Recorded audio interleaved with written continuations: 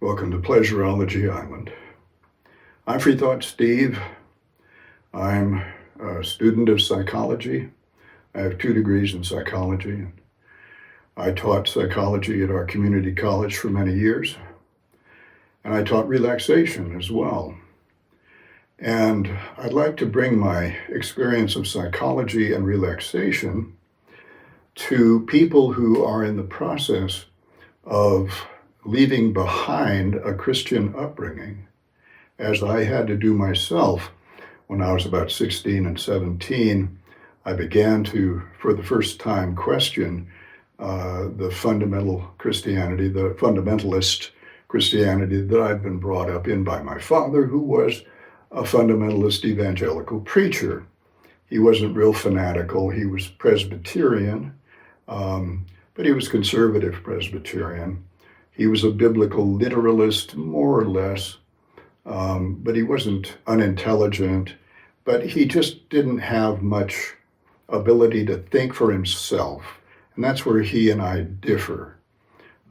He never was able to break free of the Christian upbringing that he was raised in, even though it severely crippled his self-worth by making him feel guilty about his habitual masturbation, which was a big secret for him and which gave him a duodenal ulcer in his stomach and made his life miserable for many years, as well as making it very difficult for him to have sex with my mother. And so their marriage was not a success, even though they pretended that it was. Everybody thought they had the perfect marriage. And then when I was 15, my mother divorced my father, or began the process of divorcing my father, which took about 2 years, in order to marry someone else whom she was in love with. And I found out for the first time that my parents had not been in love all this time, or at least my mother had not been in love with my father. And for him, she was kind of a trophy wife who he liked to show off. So it was a big blow to him when she finally divorced him and he was on his own. His self-esteem just plummeted. And unfortunately, and he left the family at that point, and I didn't see that much of him except on occasion after that, which was a good thing. But unfortunately, before that time came, he had very thoroughly indoctrinated me with Christian worldview from the age of 3.5 onwards. As soon as I was old enough to speak well, he taught me to kneel beside the bed and pray. And he even said to me once that Jesus was supposed to come back, and Jesus could come back and could be anybody. And he was implying that Jesus could even be me, his own little child. He had so much masturbation guilt that he wanted to try and atone for the imperfection of his own life. He always considered himself a poor miserable sinner because he couldn't stop masturbating. But in me, he hoped to correct all of the imperfections in his own life, and that I would grow up to be, the perfect young Christian, and maybe I would even turn out to be Jesus coming back for the second time, and then that would validate his life. It was, that's how delusional he was. He was crazy. And that's what I'm saying about all Christian parents, is that they are crazy. They're insane. They are delusional to one extent or another. And part of their delusion is that they feel under an obligation to implant their delusion in the minds of their children. And this, I think, is criminal. This makes Christian parents on the level of child molesters, sexual child molesters, but they are intellectual child molesters. They are molesting their children's intellect, their mind, their brain, and they are penetrating their brain with delusional ideas that are imaginary ideas, not based on fact, but which they insist on believing, and they insist that their children believe them too, even though they are purely imaginary ideas, not at all supported by any physical evidence of any kind whatsoever. And this is this is the definition of delusion, is believing in stuff that's not real, it's imaginary. And that includes God, it includes Jesus, the angels, heaven and hell, life after death. All of that stuff is purely imaginary because the Christians cannot show us any of that stuff. They can't say, here's God, here's Jesus, here's heaven, here's hell, here's angels, here's devils. They can't show us any of that. They just believe that these non-physical things exist, and they reinforce their belief by only hanging out with other people who share the same delusion. It's a mass delusion that they all mutually reinforce each other with. And it's all based on tradition, the tradition of delusional people who have been passing it down generation after generation. They have been continuing the cycle of child abuse by continuing to penetrate their children's intellect forcibly without the children's consent and implanting, it's like squirting semen into them, squirting delusions into their children's brains. And once we realize that has been done to us, it is natural for us to feel anger at the people who did that to us. And we should own that anger. Those of us who have left Christianity and are looking for a realistic worldview and are looking to be happy in our lives, we should recognize our own anger. This is part of becoming emotionally healthy as a non-Christian person, a survivor of childhood Christian child abuse, intellectual child abuse.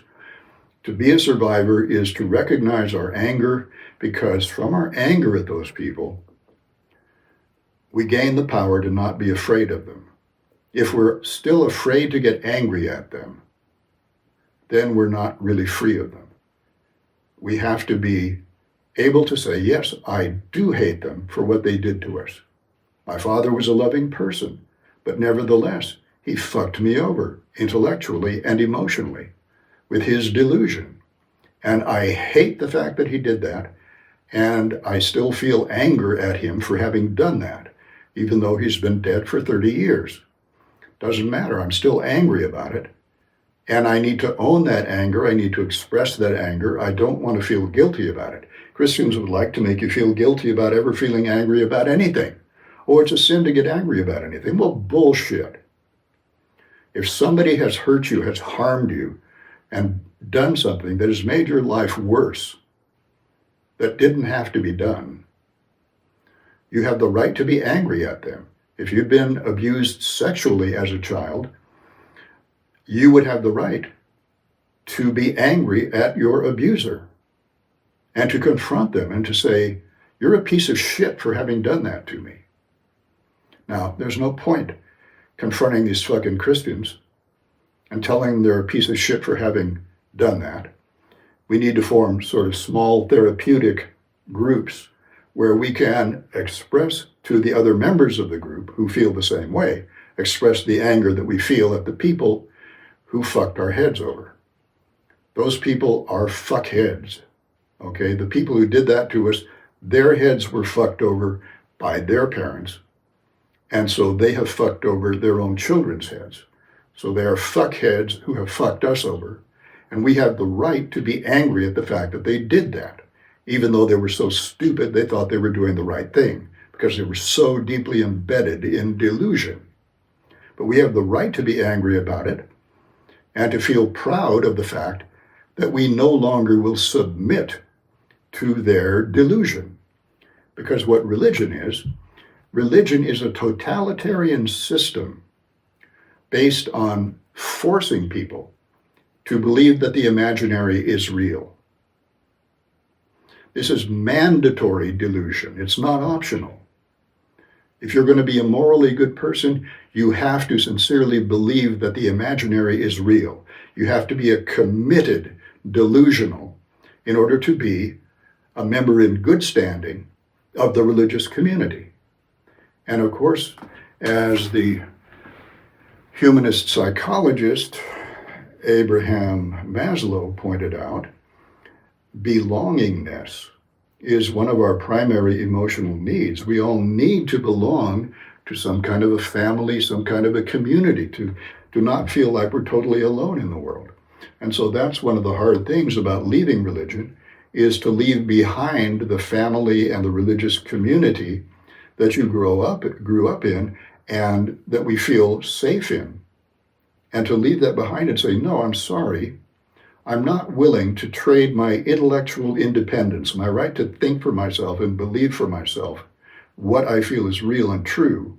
I'm not willing to trade that for the feeling of belonging to a community, because that would be belonging to a community of delusionals. And I'm not going to do that, because a delusional community will try and tell us how to live our lives according to their delusions. It's not a free ride.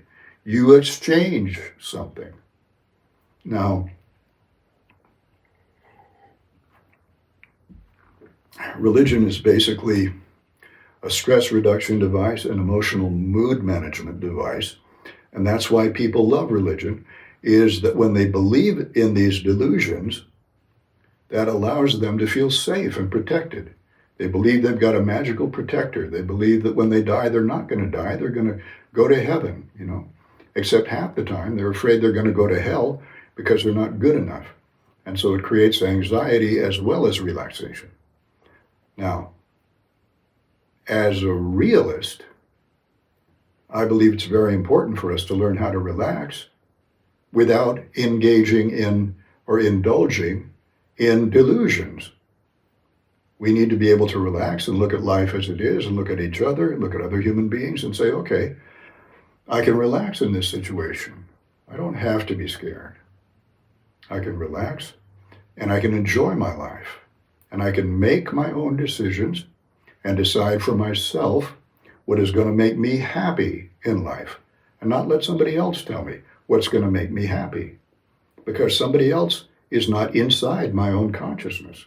I'm the only one who's inside my own consciousness. I'm the only one who can know what's really going to make me happy. And that includes especially our sex life. Each of us has a unique sexual brain, a unique set of sexual circuits within our emotional brain.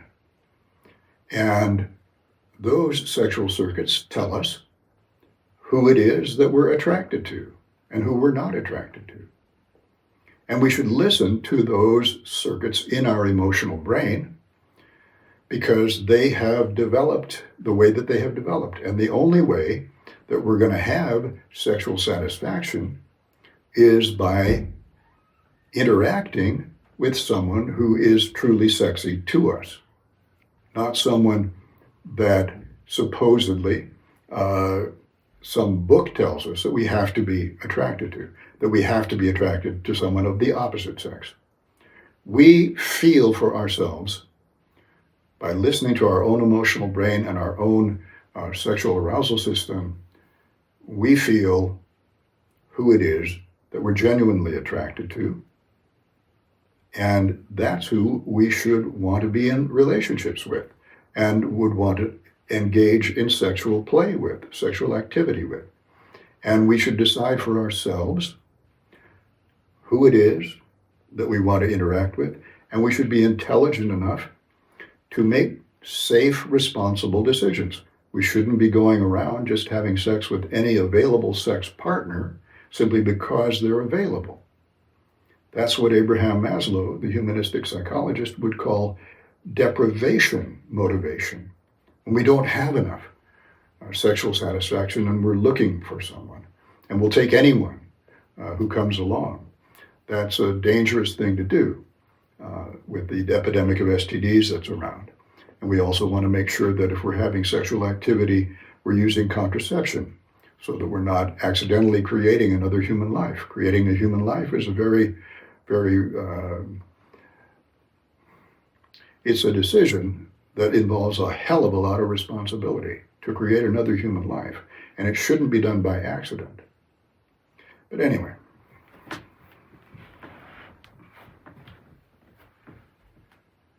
my purpose in talking to you is to share with you the techniques that I have used, both intellectual techniques and physical relaxation techniques, emotional relaxation techniques, that have allowed me to have both a realistic life and a happy life, despite having left Christianity behind me.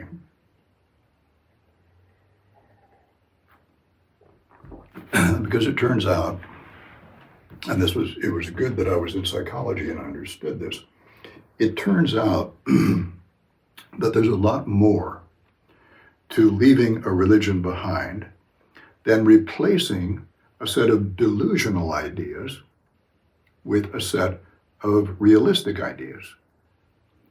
That's good for our brain, and that helps us out a little bit emotionally. But in point of fact, we are all suffering. In addition, if we've been raised in a Christian environment, we are suffering from a stress disorder. We're all suffering from habitual stress that involves our emotions, it involves our mind, and it involves our body. And if we're really going to be happy, we need to deliberately and intentionally learn how to relax. And that sounds like an easy thing to do, but it's not. It's a very subtle thing to do. It takes a lot of time and practice. It's not unpleasant at all. It's a very pleasant process to go through, but it's something that we have to make a daily habit of in order to bring about permanent changes in the way that our emotional brain works and in the way that our emotional brain affects our body. Because our emotional brain creates muscle tension throughout our body, which reduces our ability to feel pleasure in our body. And our emotional brain also affects our internal organs through our autonomic nervous system. It affects our heart rate and blood pressure so that we can feel quite anxious. Our nervous system can be quite hyper and anxious. Or conversely, we may have shut down all of our emotions and we feel nothing most of the time emotionally. And we have to learn how to start feeling our emotions again. And this is a whole psychological process that involves not just our mind, but also our body and the connection between the body and the mind.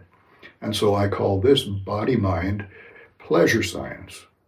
It's pleasure science because it's the science of learning how to use the pleasure system that is built into our nervous systems and our bodies, use that pleasure system to feel good on an everyday basis, feel good emotionally, feel good physically, and then to increase our sexual pleasure as well. We can increase our sexual pleasure dramatically, but relaxation is the gateway to pleasure of all kinds. So, I have been practicing body-mind pleasure science or body-mind relaxation since 1972. It's now 2026, so that's like 54 years.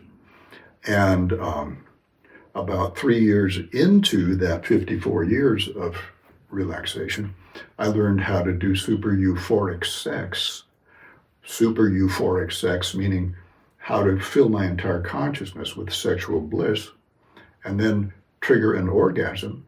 And that orgasm would be a cosmic orgasm. My entire consciousness, my entire body would be suffused with waves of orgasmic pleasure. And I want to pass on how I learned to do that to you as well, because I've had thousands and thousands of these cosmic orgasms and thousands of hours of sexual pleasure since I learned how to do that. And I learned how to do it by myself in solo sex. That's the best way to learn how to have super euphoric sex. And then you can take your ability to have super euphoric sex into partner sex and have the most amazing partner sex you've ever had in your life. And I started out basically sexually crippled in some ways. I was okay with masturbation, but my sexual pleasure during masturbation was narrow. It was short and narrow, and it didn't leave me really feeling satisfied. My orgasms were intense, but very narrow in my consciousness. They weren't broad orgasms. And I felt kind of nervous afterwards. I never felt really totally relaxed after masturbating. And then when I tried to have partner sex, I found I couldn't get aroused because I had so much anxiety, although I didn't understand at the time that it was anxiety that was blocking my arousal. I didn't learn that until a few years later when I took a pre-med class in anatomy and physiology and spent a year studying the body and how it interacts with the mind, and learned that the anxiety circuits in our emotional brain, if those anxiety circuits are working, then they block the sexual arousal circuits in the emotional brain. And so it's difficult, if not impossible, to become aroused when I'm anxious. So I had to learn to relax and take it nice and slow and learn that relaxation is indeed the gateway to arousal and overcoming rapid ejaculation, because sometimes when I would become aroused, even though I was anxious, I would become aroused, but then I would ejaculate immediately. And that was because I was becoming aroused while I was tense and anxious. And the part of the autonomic nervous system that goes down into our body, the part of the autonomic nervous system that triggers orgasm, is the same part of the nervous system that is filled with anxiety, is activated in anxious states. It's called the sympathetic branch of the autonomic nervous system. And that triggers orgasm, and it's also the branch that handles anxiety. But it's the other branch, it's the parasympathetic branch of the autonomic nervous system that handles or creates sexual arousal. And it's also the calm branch of the autonomic nervous system. So in the process of sexual arousal building up to orgasm, what we want to do is start off in the relaxation branch of the autonomic nervous system. The autonomic nervous system simply means the autonomous or independent nervous system that's not under our voluntary control.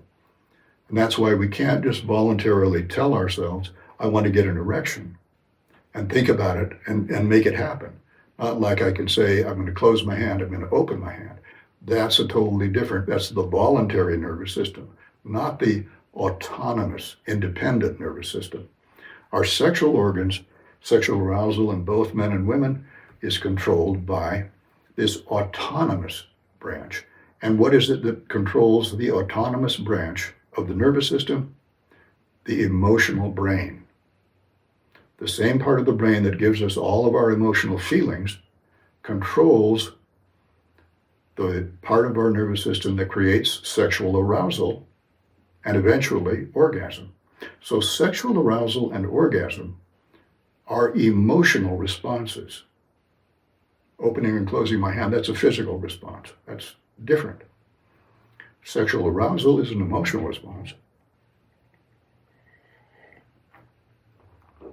And so the ideal situation is that we start off emotionally relaxed, and then we become sexually aroused while we stay emotionally relaxed.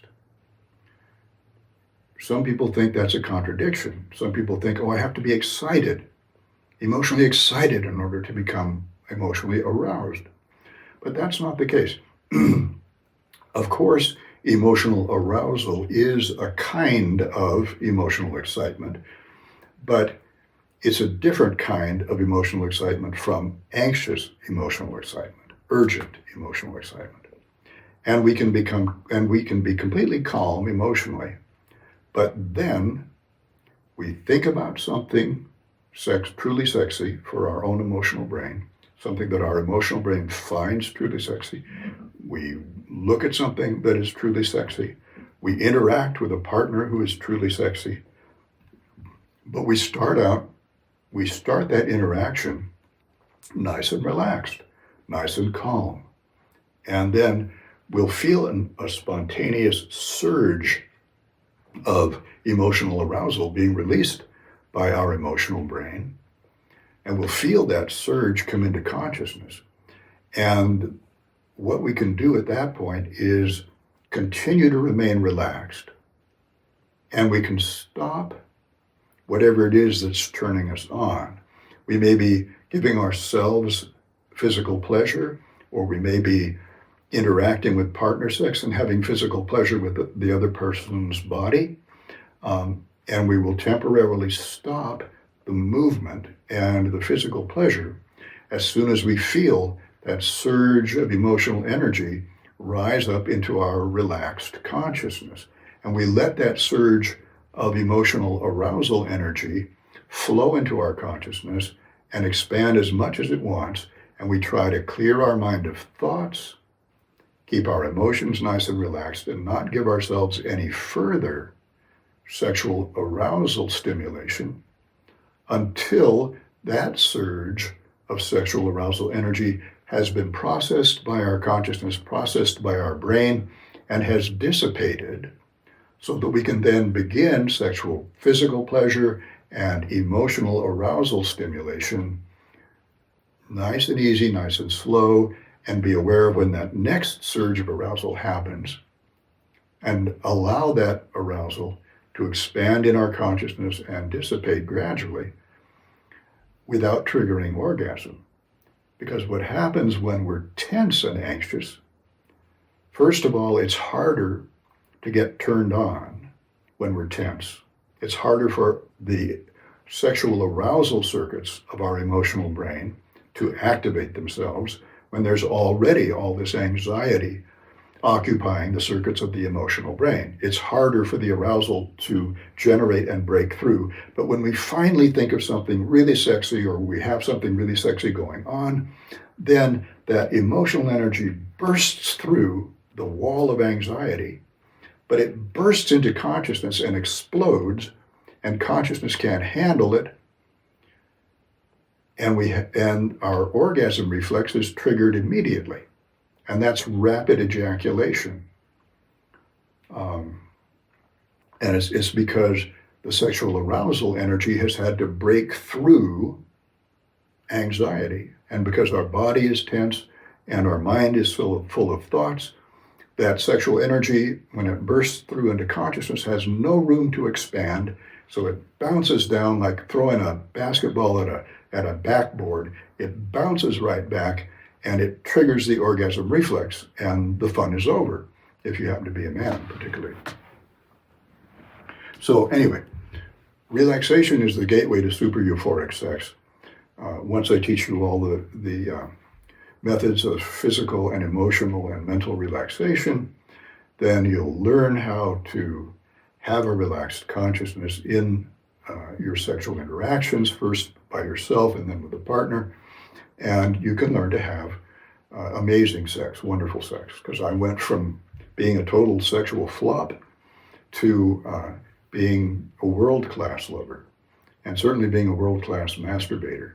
And masturbation is the most intelligent and sensible way, and the cheapest way and the easiest way to satisfy our sex drive. And we should make masturbation our default sexual satisfaction mode, and we should save partner sex for when we find somebody really special that we can know is very intelligent and has taken care of their own sexual health, so that we can safely have sex with them as partner sex. But anyway, that's further on down the line. That's part of relaxation. Yeah, I said it's this body-mind relaxation practice, pleasure science. But another part of relaxation is our ideas, our intellect, our worldview, what we believe. And when I first left Christianity, I didn't know what to believe, just as you probably didn't.